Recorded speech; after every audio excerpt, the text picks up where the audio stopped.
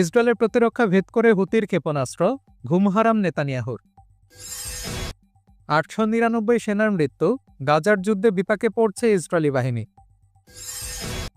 Iran হামলার সত্য ফাঁস, বরখাস্ত মার্কিন গোয়েন্দা প্রধান ও শীর্ষ সেনা কর্মকর্তা। নেতানিয়াহুকে চাপে ফেললেন প্রতিদ্বন্দ্বী, গ্যান্টোসের ঐক্য সরকারের ডাক।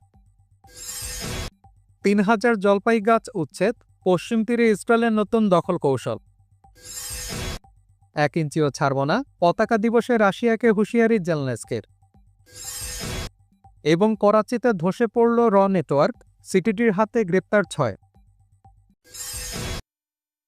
899 সেনার মৃত্যু, গাজার যুদ্ধে বিপাকে পড়ছে ইসরায়েলি বাহিনী।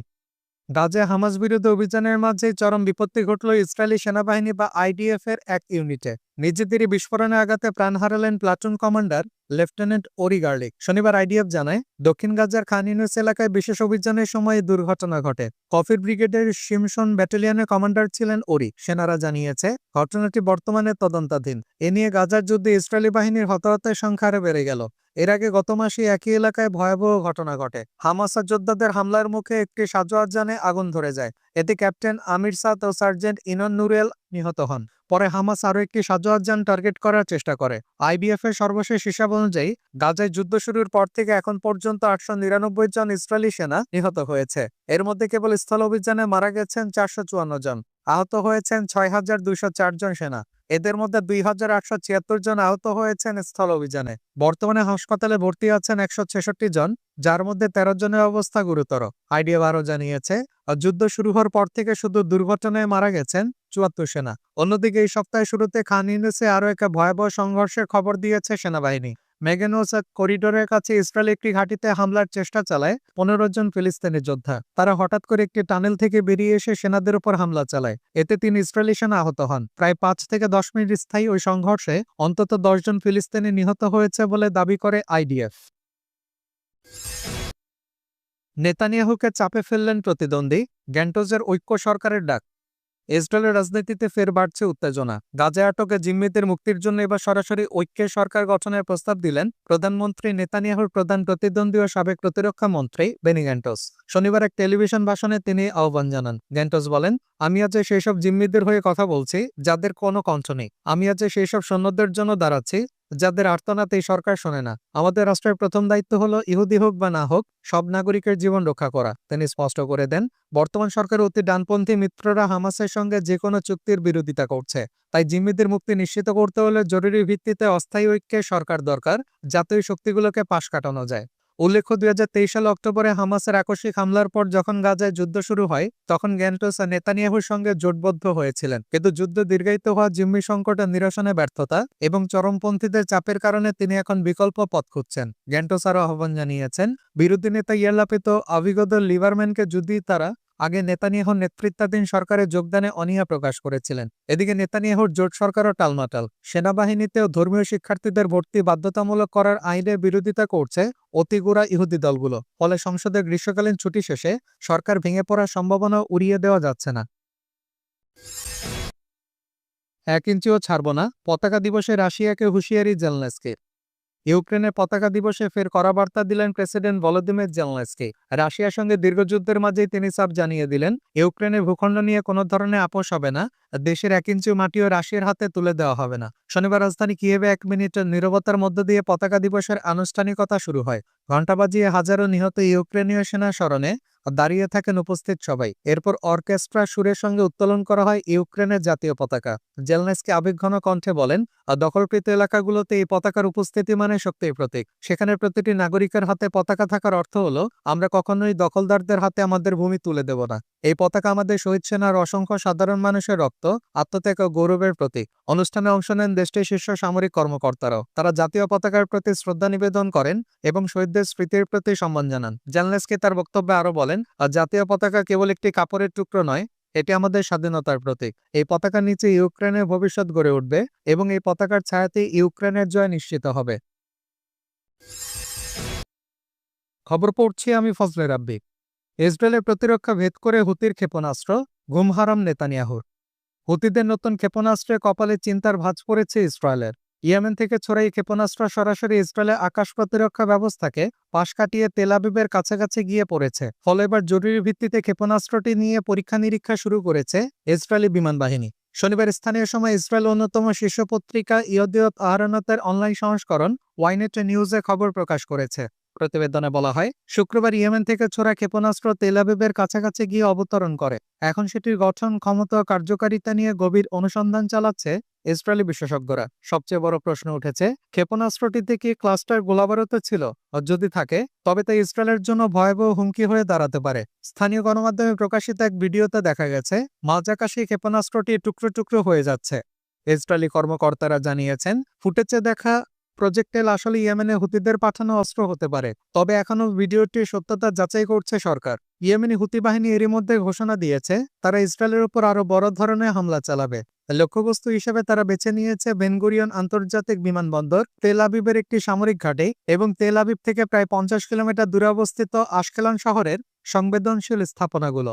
ইসরায়েল যে ক্ষেপণাস্ত্রটি পরীক্ষা করছে সেটিকে হুতিরা ফিলিস্তিন টু ব্যালিস্টিক মিসাইল নামে অভিহিত করেছে।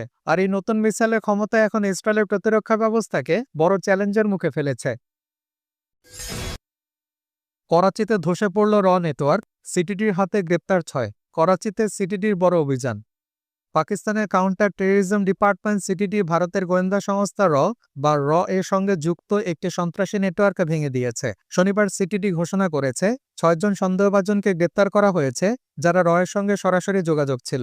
সিটিডির অতিরিক্ত আইজিপি আজাদ খান জানান, 2025 সালের 8 জুলাই করাচির বাদিন এলাকায় 45 বছর বয়সী আব্দুর রহমান হত্যার ঘটনার সূত্র ধরে গ্রেপ্তার অভিযান শুরু হয়। তদন্তে বোঝা যায়, হত্যার পরিকল্পনা একটি বিস্তৃত নেটওয়ার্ক জড়িত।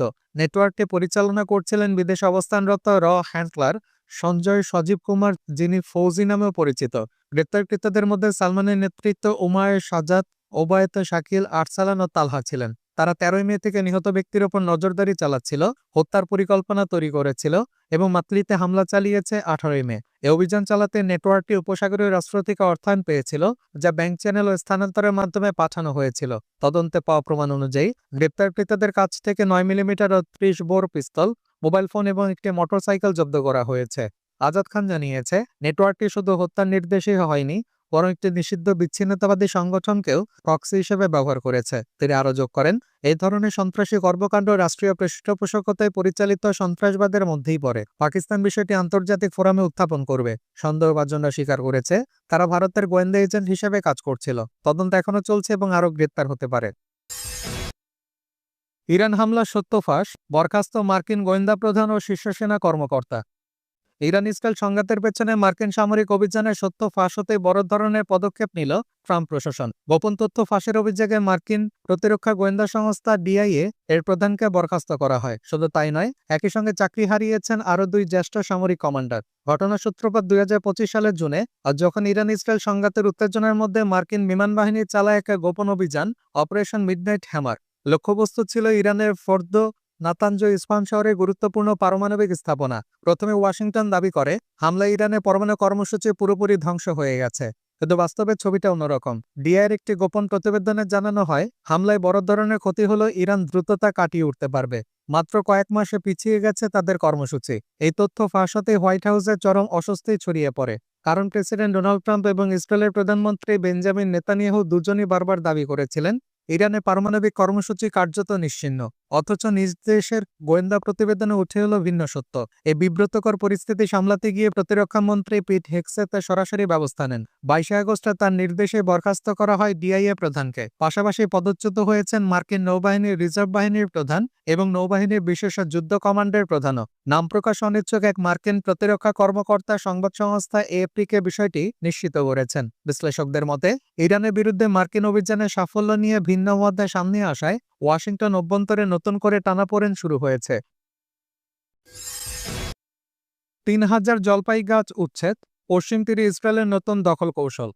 পশ্চিম তীরের রামাল্লার কাছে আল মুগায়ার গ্রামে ভয়াবহ তাণ্ডব চালিয়েছে ইসরায়েলি সেনারা। মাত্র একদিনে গ্রামটিতে উপড়ে ফেলা হয়েছে 3000-এরও বেশি জলপাই গাছ। স্থানীয় কাউন্সিল প্রধানের অভিযোগ, এটি কেবল গাছ ধ্বংস নয়, বরং দীর্ঘদিন ধরে চলতে থাকা দখল ও জোরপূর্বক উচ্ছেদের পরিকল্পনারই অংশ। প্রায় 4,000 মানুষের বসবাস আল মুগায়েরে। গ্রামের 0.27 বর্গ কিলোমিটার এলাকায় ইসরায়েলি সেনারা গাছ উপড়ে ফেলার পাশাপাশি বাড়িঘরও তছনছ করে। স্থানীয়দের দাবি, শনিবার 23 আগস্ট ভোর থেকে শুরু হওয়া অভিযানে সেনারা অন্তত 30টির বেশি ঘরবাড়ি ও বহু যানবাহন ভাঙচুর করেছে। পুরো গ্রামকে অবরুদ্ধ করে ফেলা হয়। ইসরায়েলি সেনাদের যুক্তি, গ্রামের ভিতর দিয়ে যাওয়া একটি অবৈধ বসতি সংযোগ সড়ককে নিরাপদে রাখতে এসব জলপাই গাছে সরানো হয়েছে। তবে বৃহস্পতিবার এক ইসরায়েলি বসতি স্থাপনকারী গুলিবিদ্ধ হওয়ার পর থেকেই এলাকাটি ঘিরে ফেলা হয়েছিল। জলপাই গাছ শুধু ফিলিস্তিনের প্রধান কৃষিজ ফসল নয়, বরং সংস্কৃতি, ঐতিহ্য, অর্থনীতিরও প্রতীক। বিশেষজ্ঞদের মতে, কয়েক দশক ধরে ইসরায়েলি বাহিনী পরিকল্পিতভাবে জলপাই গাছ ধ্বংস করছে, যাতে কৃষি ও জমির উপর নির্ভরশীল ফিলিস্তিনিদের উচ্ছেদ করা যায়। জাতিসংঘের মানবিক সমন্বয় সংস্থা ওচায়ের তথ্য বলছে, 2024 সালের জানুয়ারি থেকে জুলাই পর্যন্ত পশ্চিম তীরে সেনা ও বসতি স্থাপনকারীরা 2370টির বেশি হামলা চালিয়েছে। এর মধ্যে সবচেয়ে বেশি 585টি হামলায় রামাল্লাহ অঞ্চলে আর 479টি হামলা নাবলুসে। একই সময় নিহত হয়েছেন 671 জন ফিলিস্তিনি, যার মধ্যে রয়েছে 129 শিশু। প্যালেস্টাইনি গবেষক হামজা জুবাইদাত বলেন, 1967 সাল থেকে ইসরায়েল একই কৌশলে চালাচ্ছে ফিলিস্তিনিদের জমি ও শহর থেকে উচ্ছেদ করা। আল মুগায়েরে যা ঘটছে তা সেই একই ধারাবাহিক প্রক্রিয়ার অংশ। তিনি আরো যোগ করেন, আল মুগায়ের একটি কৃষিভিত্তিক গ্রাম। কৃষি ও পশুপালনই এখনকার প্রধান জীবিকা। যে উর্বর জমি থেকে 3000-এর বেশি জলপাই গাছ উপড়ে ফেলা হয়েছে, সেটি ছিল এলাকার সবচেয়ে সমৃদ্ধ কৃষি জমি। এভাবে গাছ ধ্বংস, পানির উৎস দখল ও জমিতে প্রবেশে বাধা দেওয়া মানে খাদ্য পানির নিরাপত্তাকে সরাসরি হুমকির মুখে ফেলা। ঘটনা নিয়ে আল জাজিরার পক্ষ থেকে ইসরায়েলি সেনাদের সঙ্গে যোগাযোগ করা হলেও তারা কোনো মন্তব্য করেনি।